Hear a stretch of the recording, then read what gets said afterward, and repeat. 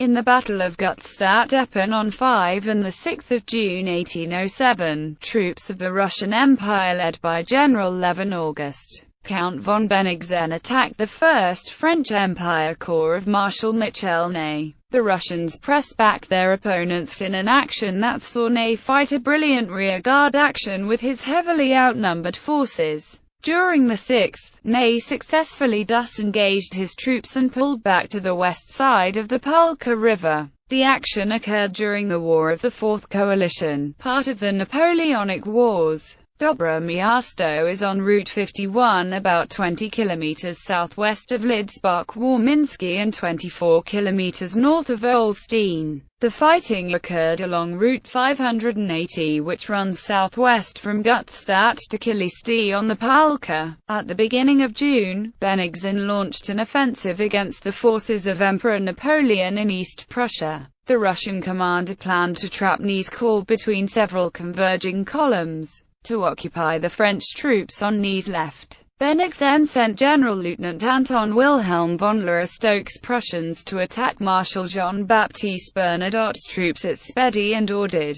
Lieutenant General Dmitry Dokhturov's Russians to assault Marshal Nicolas Soult's men at Bogatinsky. Although all three French marshals saw sharp fighting, the Russian plan failed to put significant numbers of French troops out of action. Afraid of being cut off in his turn, Bennigsen ordered a retreat on the night of the 7th as Napoleon instructed his forces to counterattack the Russians. The decisive Battle of Friedland was fought a week later on the 14th of June. Background: after the bloody Battle of Eylau on 7 and 8 February 1807, Napoleon's forces lingered in the vicinity so that the emperor could claim a victory. However, his soldiers clamored for an end to the fighting. Instead of the usual shouts of Vive l'Empereur, cries of Vive la Paix were heard in the bivouacs when the emperor passed by. On the 17th of February the French began their withdrawal westward into winter quarters.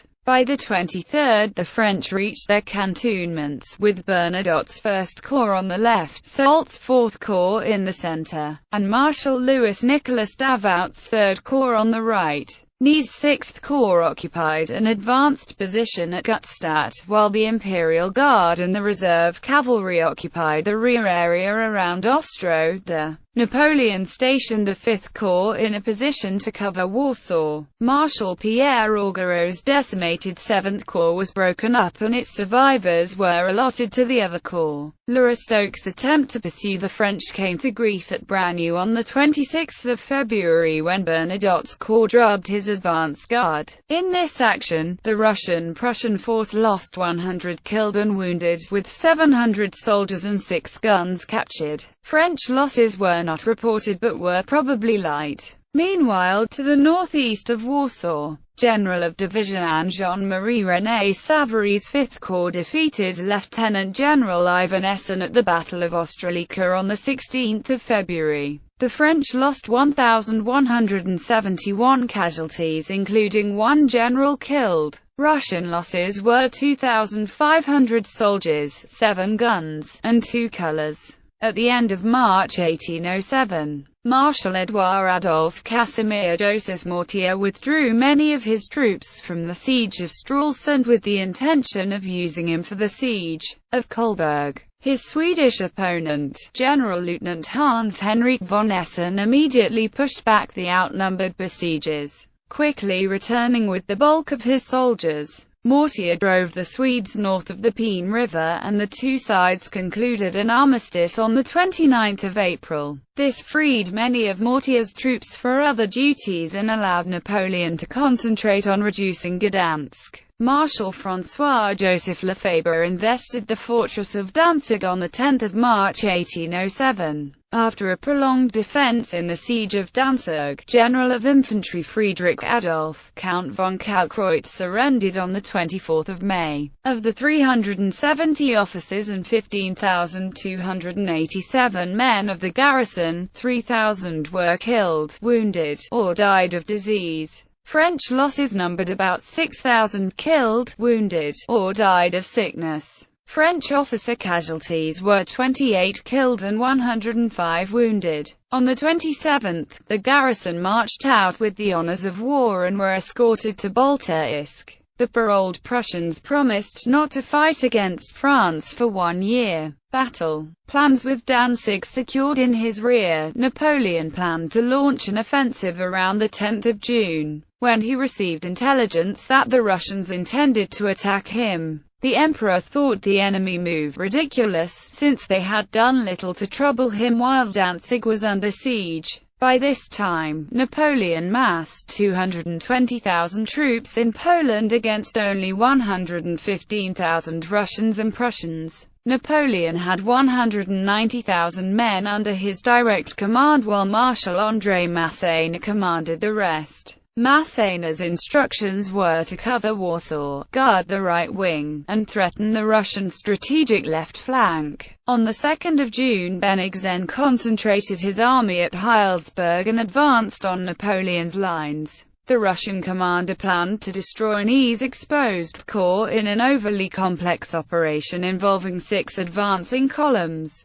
He sent the first column with 24 battalions and 4 batteries through Ornetta, then south, to drive the French troops from the east bank of the Polka. The Russians would then move south and take position near Eldity Wielki, thus preventing Soult from supporting Ney. Doktorov commanded the first column, which included his own 4,653-man 7th Division and Lieutenant General Peter Kirillovich Essen's 5,670-strong 8th Division. Lieutenant General Fabian Gottlieb von Osten-Sacken led the second column, which consisted of 42 battalions, 140 squadrons, and 9 batteries. Bennigsen desired the second column to strike Ney's left flank while supporting the adjacent first and third columns. Osten-Sacken commanded his own 6,432-man 3rd Division. Lieutenant General Alexander Ivanovich Osterman Tolstoy's 9,615-strong 2nd and 14th Divisions. The 3,836 troopers of Major General Fedor Petrovich Uvarov's right-wing cavalry, and the 2,982 horsemen of Lieutenant General Dmitry Golitsyn's left-wing cavalry. Lieutenant General Pyotr Bagration directed the 3rd column of 42 battalions, 10 squadrons, and 6 regiments of Cossacks.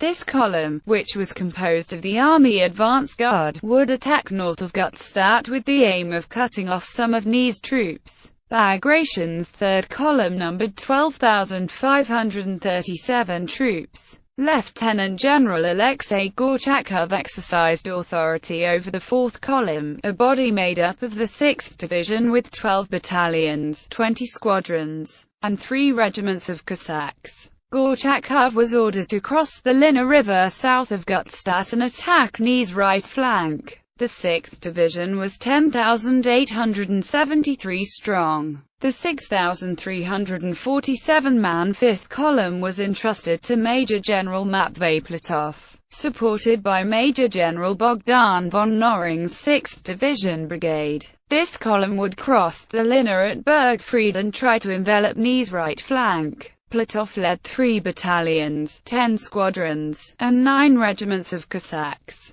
Grand Duke Konstantin Pavlovich of Russia directed the 6th column, consisting of the 1st Imperial Guard Division. Konstantin's force, which constituted the Army Reserve, included 28 battalions, 28 squadrons, and 3 batteries, a total of 17,000 soldiers. Bennigsen instructed Leristow to move against the French First Corps, which deployed along the lower reaches of the Polka. While guarding the road to Königsberg, the Prussian general would drive Bernadotte's men onto the west bank and pin them there. Leristow commanded about 20,000 men and 78 guns, of whom 15,000 were Prussians. The Russian contingent was led by Lieutenant General Nikolai Kaminsky. Finally, Lieutenant General Pyotr Alexandrovich Tolstoy with 15,800 soldiers kept Massena's right wing under observation northeast of Warsaw. Because Ney's front was screened by forests, Bennigsen had a reasonable hope that he could fall on the Frenchman's troops before his opponent could take effective countermeasures. In the event, French scouts picked up enough information for Ney to order a concentration between Guttstadt and Deppen. He also sent a message to Soult asking him to hold Elditten on his left and another to Davout requesting him to defend Bergfried on his right.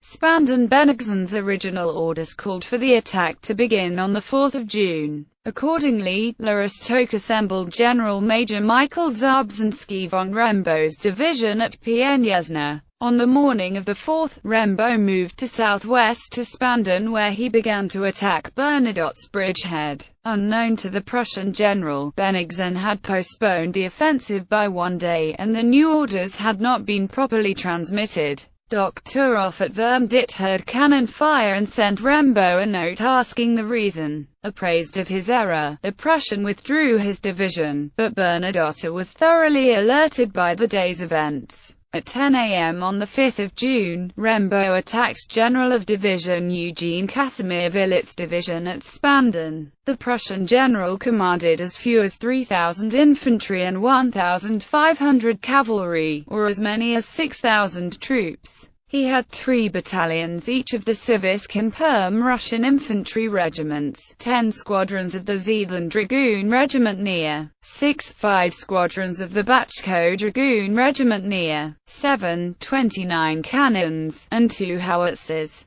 Villita directed General of Brigade Bernard Georges François Fréry's brigade, 2 battalions each of the 27th Light and the 63rd Line Infantry regiments, plus 3 squadrons each of the 17th and 19th Dragoon regiments. The 63rd was one of the units transferred from the 7th Corps. The French fortified a loop in the Palka that formed a re-entrant toward the west bank of the stream. By closing off the east end of the loop with a central redoubt connected by earthworks to the river banks on each side, the French held a well-protected east bank bridgehead. A second redoubt near the bridge provided a backup position. Villita deployed the 27th Light in the bridgehead with the 63rd Line and 17th Dragoons in direct support on the west bank. His 2nd Brigade under General of Brigade Jean-Baptiste Girard held the line of the Palka farther north with the 94th and 95th Line Infantry regiments. The 18th, 19th, and 20th Dragoon regiments were with Girard. Lerostock's instructions called for him to mount a demonstration against Bernadotte's position. However, his adjutant Major St. Paul convinced him to order a full-scale assault. After the Spandam bridgehead was pounded by artillery for 2 hours, Rembo's Russian infantry advanced to the attack. The 27th Light Infantry, supported by 4 cannons and 1 howitzer, waited until the Russians were within close range before blasting them with a series of volleys. Shattered by the deadly fire, the Russians ran away, chased by the 17th Dragoons. Lerostock admitted losing 500 killed and wounded, while the French claimed to have inflicted 700 to 800 casualties. The only French loss of consequence was Bernadotte, who was wounded in the head by a bullet and had to hand over command of the 1st Corps to General of Division Claude Perrat-Victor. Also on the 5th, General of Division Pierre Dupont de Laretang repelled a Prussian probe near Brownsburg. Lomitten at 6 a.m. on the 5th, Doktorov began driving in Soult's outposts after marching southwest from Wormditt via Wojciechowicz. General of Division Claude Carré Saint-Cyr's division of the 4th Corps defended the Lomitten bridgehead. 2 redoubts which stood on the east bank of the Palka were connected by a line of breastworks. These fieldworks were defended by the 1st Battalion of the 57th Line Infantry Regiment and 4 cannons. Off to the left, the 2nd Battalion of the 57th defended a wooded area surrounded by abatis. 1 battalion of the 24th Light Infantry Regiment held the west bank in direct support, while a 2nd Battalion of the 24th Light watched the river farther north at Podagi and Olkowo. Carré Saint-Cyr posted the rest of his division to the rear near Milikowo. Doktorov launched 3 attack columns at the French works at 8 a.m. on the 5th of June.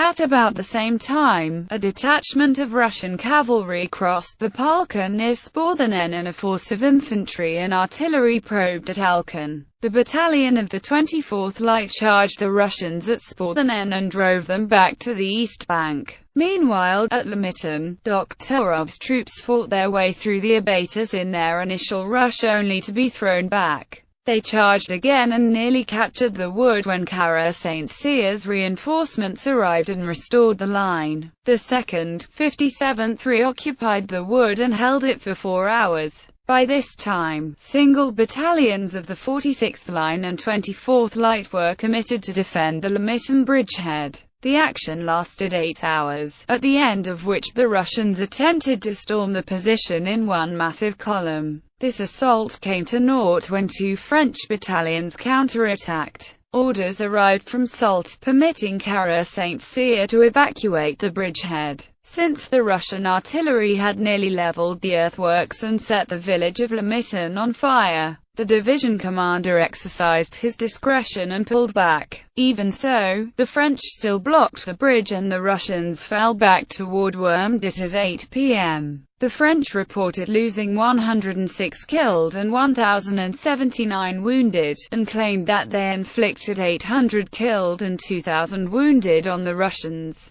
Historian Digby Smith called the action a Russian victory. While part of his command battered at Limitten, Dokhturov took the rest south to the bridge near Elditten. The local French commander, General of Division Louis Vincent Joseph Leblond de Saint-Hilaire, defended the crossing in strength and the Russian leader did not try to attack. Guttstadt-Deppen deployed General of Division Jean-Gabriel Marchand's division at Guttstadt and Przlety to the north, with 1 infantry and 1 cavalry regiment in the woods near Smolajny. The French marshal posted General of Division Baptiste Pierre Bisson's division to the south and west in the villages of Glotauer, Noppen, Legno, and Cuiswo. Marchand commanded the 6th Light, 39th Line, 69th Line, and 76th Line infantry regiments. Bisson led the 25th Light, 27th Line, 50th Line, and 59th Line infantry regiments. All regiments were made up of 2 battalions. A powerful cavalry contingent supported 6th Corps, including the 3rd, 5th, 7th, and 8th Hussar regiments,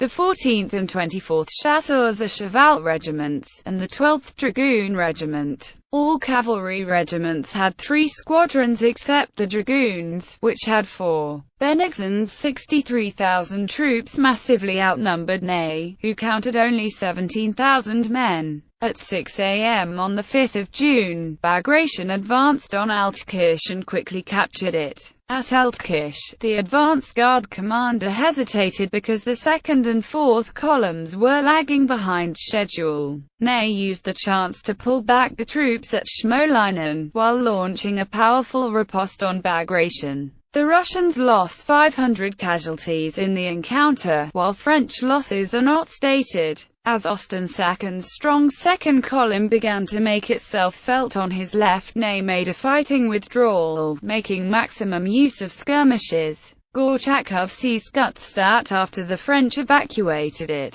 Platov got across the Linner at Barkweda and joined the Russian left wing. By 3 p.m., Ney took up a position facing northeast near Yankowo and Wyatki. The right flank was protected by the Queets Lake, the center by a small watercourse, and the left flank by a small forest north of Deppen. The day's action ended along this line. The morning of the 6th of June found Ney still defiantly in position. The Russian attacks began at 5 a.m. with Galitzin attacking the French left, hoping to seize the bridge at Deppen and cut off Ney's retreat. Ostensacken assaulted the French center while Gorchakov struck his opponent's right flank. Bennigsen held Bagration's advance guard and Konstantin's guard in reserve. Ney's defense completely baffled Gorchakov, but his left and center were relentlessly pressed back. Hoping to flank Ney out of position, Gorchakov moved south of Queets Lake, which is about 1.6 kilometers south of Queets,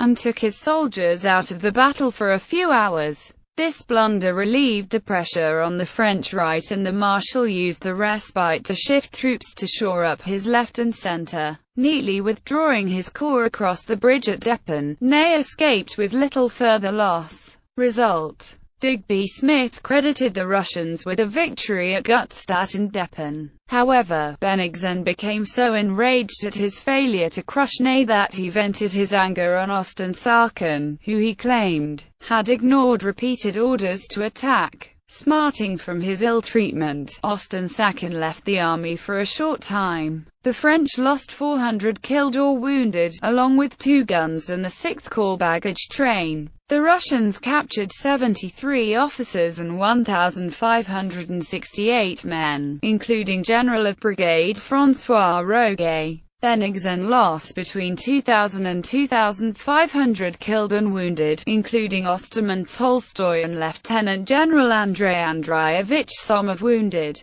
That evening, Bennigsen set up his headquarters at Heiligenthal, with the bulk of his army nearby. Gorchakov took position at Guttstadt, while Lorostok and Kaminsky hovered in the vicinity of Melsak. According to historian Francis Lorraine Petra, the Russian offensive had expended its force and come to a standstill. Napoleon immediately began assembling his forces for a counter-offensive. Bennigsen ordered his army to retreat on the evening of the 7th of June. The Russian commander repulsed Napoleon at the Battle of Heilsberg on the 10th of June. But at Friedland the French emperor won the decisive battle of the war on the 14th of June 1807, which led to the Peace of Tilsit.